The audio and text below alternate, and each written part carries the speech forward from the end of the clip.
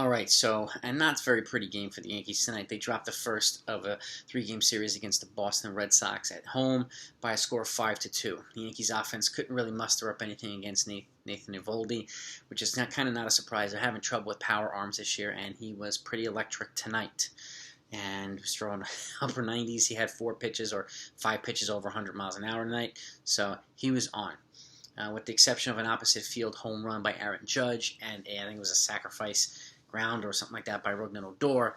Yankees can only muster up, which scored a run. The Yankees can only muster up 2 runs against the Eovaldi and 2 of the the Red Sox relievers. And Matt Barnes closed it out, and that was the game. On the Yankees side, Mike King took the hill, and he actually, with the exception of the first inning, he gave up a 3-run home run, so he was touched up to Rafael Devers, and after that, he settled down and made it into the 6th inning, and he actually kind of made history today, too. He threw what you call an immaculate inning, and if you don't know what an immaculate inning is, 9 pitches, every single pitch is a strike, 3 strikeouts. Okay, so 9 straight strikes and 3 straight strikeouts. So pretty cool feat to see. And he went 5 1/3, and then he was relieved by Lucas Licky, and who gave up a run. Well, he actually gave up 2 runs, but one of them was King's responsibility. So King was credited with 4 earned runs, and Licky was credited with one run. And that's Nestor Cortez came in, and he's got his new handlebar mustache. It's pretty legit.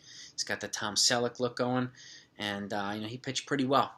And that was pretty much it from the Yankees pitching side. But all in all, the Red Sox just bettered the Yankees tonight. I mean, the Yankees' top half of the lineup hit better than the bottom half, which has kind of been switched recently. I mean, the bottom half's generally been hitting better than the top half, but we're still saying I'm still puzzled as to why they would sit some of the hottest bats like Miguel Andujar. He's got a 5-game hitting streak. He's hit a bunch of home runs, and he didn't play today. It doesn't make any sense to me. And he's one of the better bats against power arms. So I'm not exactly sure what the logic was behind that, but they sat him today. And so the offense overall, for the most part, was pretty anemic. And they need to figure out how to turn things around. And figure out how to come up with a better lineup strategy, and decide, I guess, or start thinking about what moves they want to make this team better before the trading deadline, because there are some moves that need to be made, and it's pretty obvious every day that they need more versatility, they need more athleticism, they have to do a better job of staying healthy, and even their regular hitters, Gleyber Torres needs to start, picking up on the offensive side. DJ LeMahieu needs to start hitting better. He made a brilliant defensive play at first base tonight, and had his best play of the game. It was probably the best defensive play of the entire game, both sides. But he needs to start hitting better, and he's one of the table setters at the top. So, and Stanton obviously, and Sanchez, who still looks kind of lost. And I wonder if, when Robinson Chirinos comes back, because the Yankees still have him. Remember, he got hit by that pitch and had a broken wrist or broken hand or fracture.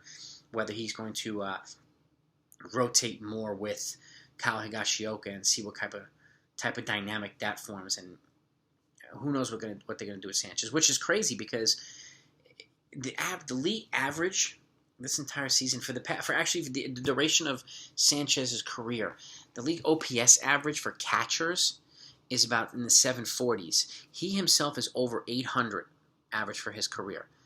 But he's so horrifically inconsistent that it looks as if his OPS is like 400.